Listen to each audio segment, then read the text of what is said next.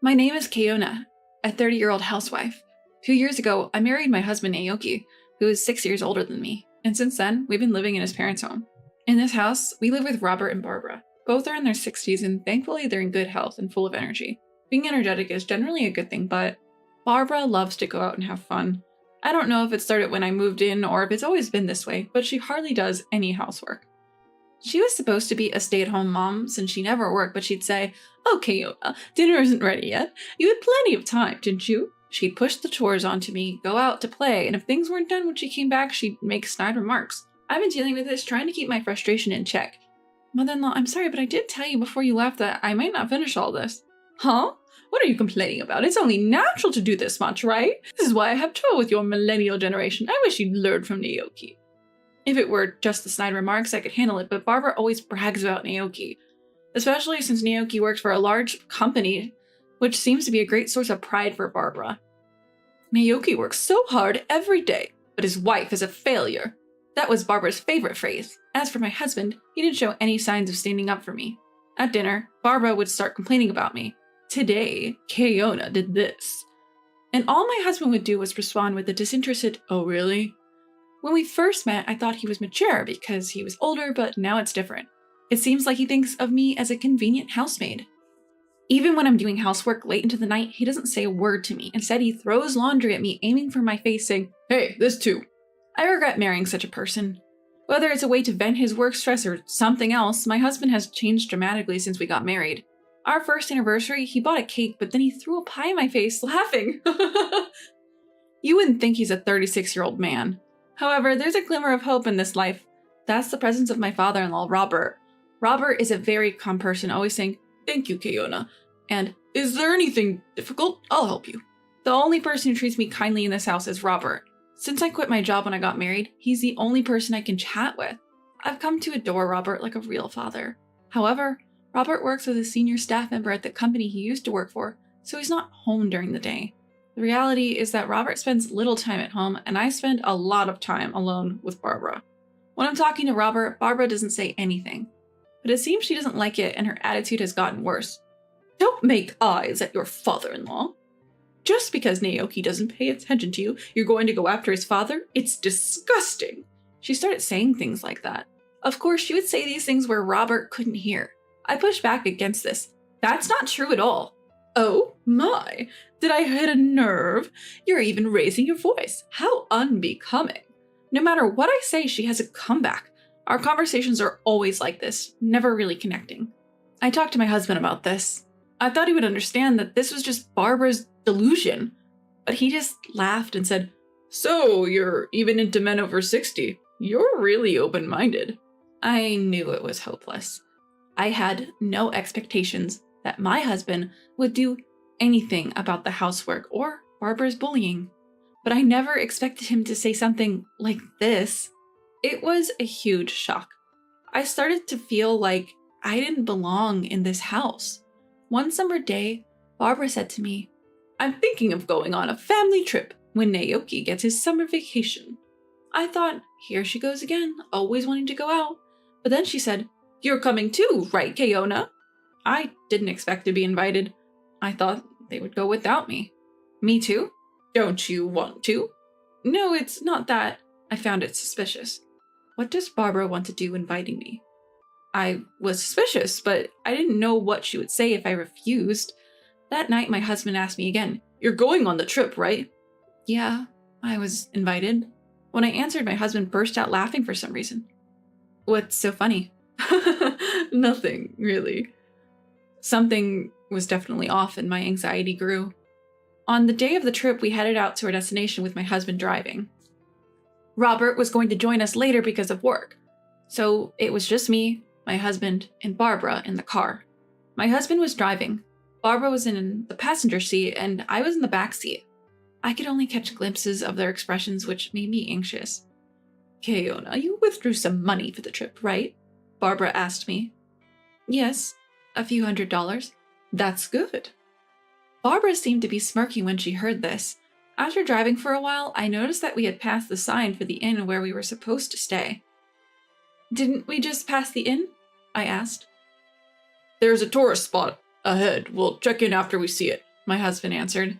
He was half smiling, clearly unable to hide something strange. As we drove further from the inn, the surrounding area became greener. I sighed quietly, making sure the two of them didn't hear me, and then we arrived at a dam. To be honest, it wasn't a big dam, and there weren't many people around. It was far from a tourist spot. "Come on, let's get out of the car," Barbara urged. "Don't leave any belongings in the car, it could be dangerous," my husband added, and I did as they said. I was about to get out of the car, but Barbara and my husband were saying things like, "Oh, I should take off my jewelry just in case."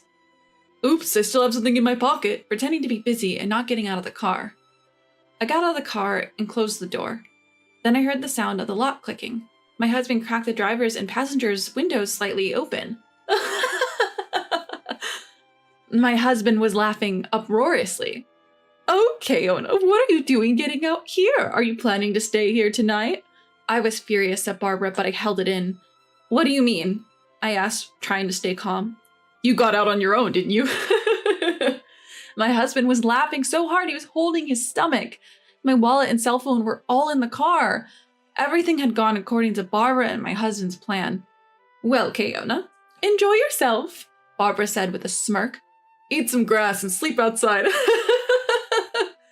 My husband, holding my wallet and flipping through it, closed the window. His laughter faded away, and then my husband and Barbara drove off. "Well, they're a handful, and it's hot," I muttered. It was the height of summer, and I was at risk of dehydration, but I wasn't panicking at all.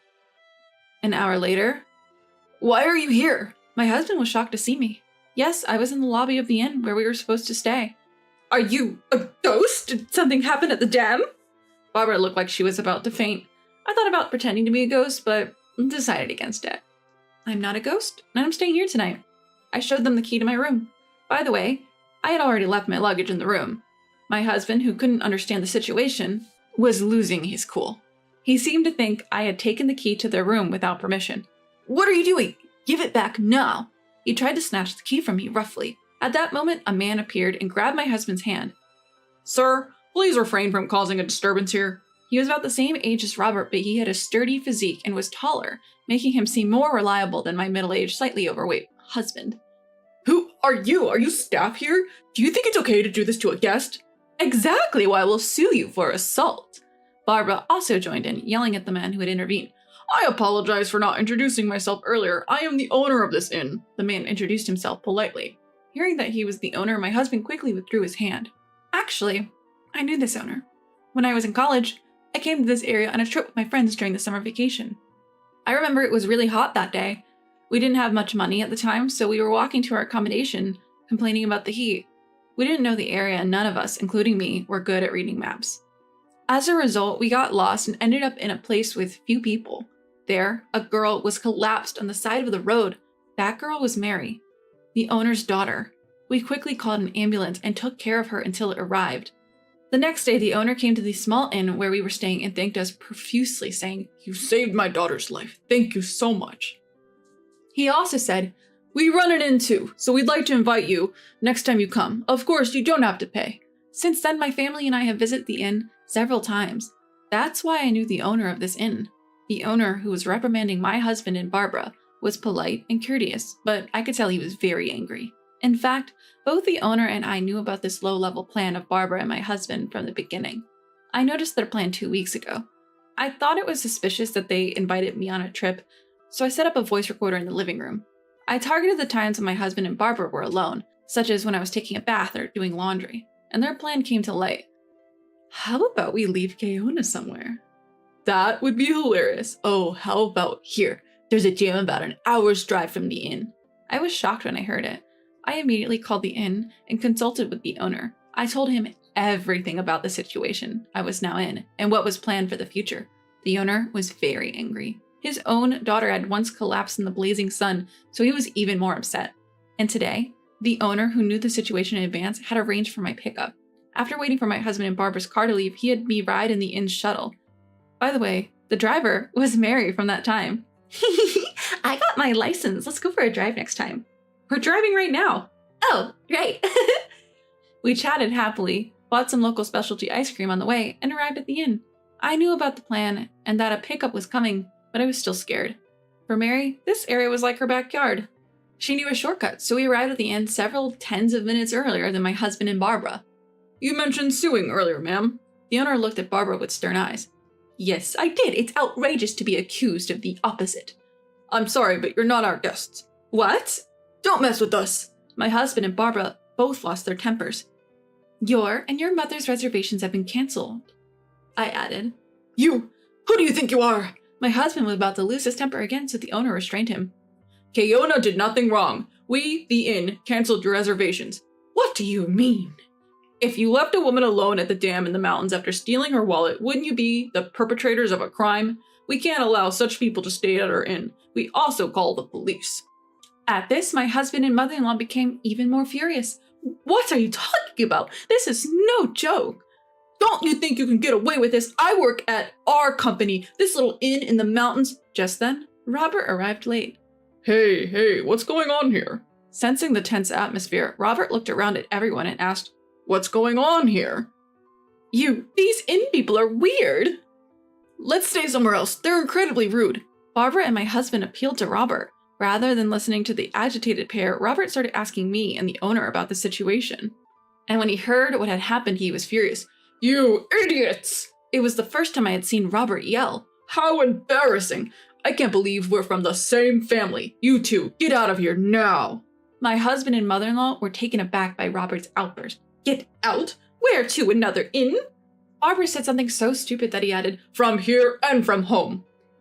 Wait a minute, that's not possible, Dad, my husband said with a wry smile, but Robert was firm. You're disowned. Get out now. Don't make me say it again. He pushed my husband away. Then, the police really did show up, and my husband and Barbara turned pale. The owner and I explained the situation to the officer. I also had a voice recorder, so I played back the conversation for them. My husband and Barbara started crying, but Robert quickly said, Quiet down, you're disturbing the inn. Officer, please take them away.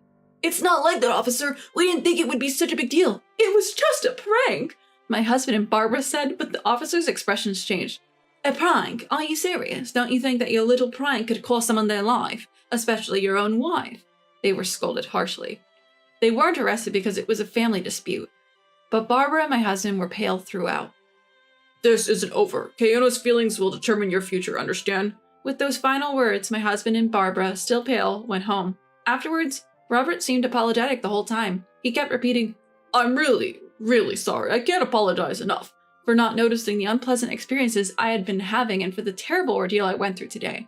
He also deeply apologized to the owner of the inn, saying, I'm sorry for this. Despite being in a position where we always receive your hospitality, we caused such trouble. Actually, this owner is a businessman who runs several other companies and is also a client of the company where Robert works. Without knowing any of this, my husband had boasted, I work for a big company. I'm glad I was able to punish my husband and Barbara, but it's also very scary to think what would have happened if I hadn't known about their plan in advance. I prayed that being scolded by the police would make them realize the gravity of the situation. After returning from the inn, I divorced my husband, of course. I also demanded a hefty alimony. I hope they reflect on their actions and don't do the same thing to anyone else in the future. By the way, I heard that Robert and Barbara also got divorced. Robert cut ties with my ex-husband and kicked him out of the house. My ex-husband was advised to resign due to the incident. Apparently, his workplace bullying had already been a problem. Just as he had been nasty to me, he had been harsh to his juniors and colleagues, and it seems that the HR department was planning to take action anyway. I'm disappointed in myself for marrying such a person. My ex-husband, who lost his job, seems to have been working hard to find another one, but it's not going well. He should be in a managerial position given his age, but he doesn't have that track record at his previous company, and he can't clearly explain why he left. Barbara was kicked out by Robert and seems to have turned to relatives at her parents' home. But she's rumored to be a spendthrift who loves to travel. They fear she'll deplete their savings if she comes to live with them. I think she should get a part-time job or something since she's still in good health. I also left my in-laws' house and I'm living alone nearby. I'm still in good terms with Robert, and sometimes I consult with him about work problems.